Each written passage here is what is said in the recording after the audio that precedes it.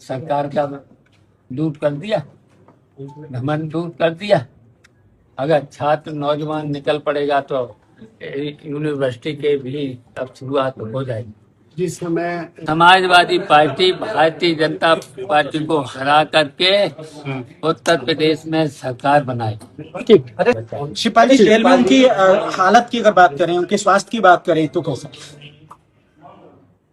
कोई तकलीफ जेल में उन्होंने बताई, अपनी तबीयत कुछ बताई, कैसी रह रही है उनकी? देखिए तकलीफ में तो बहुत तकलीफें है। अब इसका तो बयान तो नहीं करेंगे अभी। सर कुछ बातें बता सकते हैं, क्योंकि बहुत सारे राजनीतिक अब ये देखिए इतने बड़े लीडर जमीन पे लिटाया जा रहा, जमीन पर लिटाया जा रहा, दवाइयों का कोई इंतजाम नहीं, और यहाँ तक कि कपड़े से लेकर के सभी जो सुविधाएं जेल में होती हैं,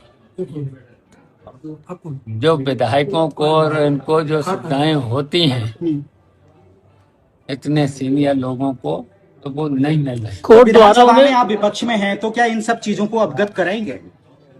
हाँ बिल्कुल कराएंगे, लेकिन ये जो सरकारें हैं जो भारतीय जनता पार्टी की, ये अंधी भी हैं, बहरी भी हैं, राष्ट्र भी हैं और बेईमान भी हैं। लेकिन विपक्ष समाजवादी मुंगेरी लाल के सपने देख रही। सांसद भी आए और समाजवादी पार्टी के लोगों भी आए। राष्ट्रीय अध्यक्ष नहीं आए, वो शुरू दिन से ही आए हैं। राष्ट्रीय अध्यक्ष नहीं आए। समाजवादी में दो फाड़ नजर आ रहे हैं, क्या कहेंगे शिवपाल जी? राष्ट्रीय अध्यक्ष पार्टी में अभी भी दो फाड़ नजर आ रहे हैं। कोई फाड़ नहीं, कोई फाड़ नहीं। सांसद जी अलग ये आप लोग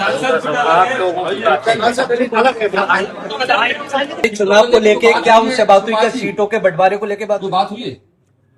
नहीं, उन्होंने बस यही कहा है कि 2027 में आप दौरा करिए, अखिलेश से भी कहिएगा, यार या नहीं क्या कहिए, दौरा करें और सरकार बनाएं। सरकार बनाना बहुत जरूरी है। बची हुई है जेल में, पूरी बात होने दो। जेल में को लेकर बंटवारे को लेकर कोई जेल में टिकट को लेकर के भी कोई बातचीत हुई है जेल में आजम खान से? अब टिकट क्या, तो देखो राष्ट्रीय अध्यक्ष तो सर्वे सर्वा होते हैं, उसके बाद सेंट्रल पार्लियामेंट बोर्ड होता है, वो बैठता है, वो तय करता है। राष्ट्रीय अध्यक्ष पे इतने सारे तय करते हैं, आरोप लगे और तय करते हैं। माना जाता था कि आजम खान साहब समाजवादी पार्टी के लिए आखिरी फैसला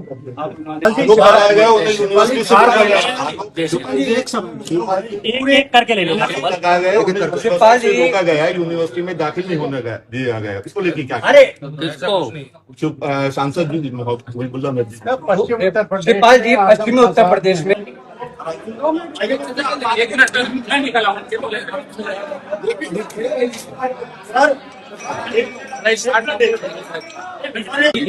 अपनी बोलिए। तो कुछ शरारती लोग थे जिन्होंने झूठे मुकदमे लगाए आजम खान साहब को, किस तरीके से चुनाव में, किस तरीके से बेईमानी। कोई हरा सकता है यहाँ? अब्दुल्ला कोई हरा सकता है? आजम खान को कोई हरा सकता है? उनकी पत्नी को कोई हरा सकता है? जी बताओ, एक यहाँ सांसद आया और कैसे यहाँ की जनता ने जिता दिया है? केवल उनके नाम से ही तो जिताया, आजम खान साहब के नाम से ही तो जिताया। तो इसलिए देखिए इतने आजम खान साहब यहाँ पॉपुलर हैं, और कितना देखिए यहाँ पर काम कराया। अरे योगी जी, वो 4000 मशीनें जल चुकी हैं। अब वो बेईमानी की 4000 मशीनें जल चुकी हैं, ईवीएम मशीनें जल चुकी हैं। बेईमानी का इरादा आप छोड़ दो। आपको तो शर्म नहीं आती कि आपके राज्य की गवर्नर आपके खिलाफ बोल रही है? आपको तो अभी तक इस्तीफा दे देना चाहिए, क्योंकि आपके प्रदेश की गवर्नर आपके खिलाफ बोल रही है कि महिलाओं पे अत्याचार हो रहे हैं, बलात्कार हो रहे हैं, और तुम्हें शर्म नहीं है? एक राज्यपाल कह रहा है तो आपको तो चाहिए जाकर दूसरे ने इस्तीफा दे देना चाहिए। ये लीजिए राज्यपाल महोदय, मेरा इस्तीफा लीजिए। आपको प्रदेश नहीं चाहता, आप ढोंगी हैं, ढोंग करना बंद कर दीजिए। सुन, बच्चों जैसी नहीं। अरे मुख्यमंत्री है वो। साधु क्या रावण साधु था? रावण साधु था क्या? भेष बदल के सीखा अपहरण करने आया, तो ये कोई साधु है? ये ढोंगी हैं, नौटंकी करने वाले लोग हैं। झूठ बोलने वाले लोग हैं। क्या नाटक किया इन्होंने, क्या झूठ बोल दिया? देखिए ये घबरा गए हैं। राहुल जी की ये रैली से प्रयागराज में 5 लाख युवा आए, उस रैली से ये इतने घबरा गए हैं, डर गए हैं।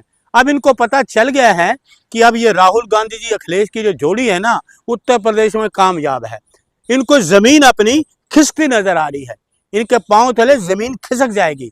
अब ये मुख्यमंत्री नहीं रहेंगे। पहली बात तो देखिए, इनको इतनी शर्म नहीं। देखिए सुन लीजिए, अरे कोई काम धाम दे, वो काम धाम बता तो दिया गवर्नर ने, गवर्नर साहब ने काम धाम बता दिया। इतना बेहतर है, अरे गवर्नर साहब ने काम धाम इनका बता तो दिया। मिट्टी में मिला दिया। अरे सुनिए, ये बात अगर किसी प्रदेश में गवर्नर और कही होती ना, तो बीजेपी छलांगे मारती सड़क पे। तो ये तो उत्तर प्रदेश के हैं, गवर्नर इनके हैं ना, वो जो बात कह रहे हैं तो कितने शर्म वाली बात है। सर कानून व्यवस्था बेहतर हुआ कि नहीं है ना, तभी गवर्नर ने खत्म हुए कि अरे कानून व्यवस्था बेकार, कानून से बिल्कुल बेकार, बेरोजगारी बढ़ी, महंगाई बढ़ी। मैं सुन लीजिए पत्रकार महोदय, मैं ज्यादा बातों में जाता ही नहीं। उनका गवर्नर ने कहा ना, उसने गवर्नर साहब ने ऐसी ऐसी बातें बोली हैं, शर्म के मारे इनको दूसरी जगह के इस्तीफा देना चाहिए। गवर्नर साहब ये लीजिए मेरा इस्तीफा। जब गवर्नर सुन लिए, को जेल में डाल दिया है, किसको? की टीम बना दिया राम मंदिर के चोरों को। अभी तक तो पकड़े नहीं गए। चंदा चोरी हुआ, कहाँ रहे लोगों को पता नहीं। साधु संतों को पकड़ रहे हो, जो भी आवाज उठा रहे कि चंदा चोर, कहाँ मिलेंगे? बीजेपी के दफ्तर में। रामद्रोही है सर। अरे अच्छा, वो ये रामद्रोही है, आप ही रामद्रोही। वो राम राज्य के हैं, वो राम राज्य कह रहे हैं ना, रावण राज्य उनका। रावण राज्य में मंदिर में चोरी क्यों हुई? राम राज्य नहीं है, रावण राज है। आज देखिए, ट्रस्ट के लोग इसे मोदी जी ने बनाए थे ना, तो मोदी जी क्यों नहीं गए? चोरी वहां क्यों नहीं गए? झंडा फहराने चले गए। राम को हम लाए, राम इनको लाए, मोदी जी नहीं राम को लाए। वहां तो चलते हैं, ये नोटंकी बड़ी करी इन्होंने। अब चंदा चोरी होगा, जवाब दो ना। ना संसद में दे पा, ना संसद में दे पा रहे कोई। पप्पू यादव नाटक कर रहे अरे छोड़िए, हैं। ओरिजिनल बात, ओरिजिनल सच बोल रहे हैं पप्पू यादव, राहुल गांधी जी, अखिलेश जी। चंदा चोर कहाँ मिलेंगे? बीजेपी के दफ्तर में। चंदा चोर कहाँ मिलेंगे? बीजेपी के दफ्तर में। अरे चंदा चोरो अयोध्या छोड़ो, नारा लगा आज, संत महात्मा आए हैं। अरे चंदा चोरो अयोध्या छोड़ो। जय हिंद।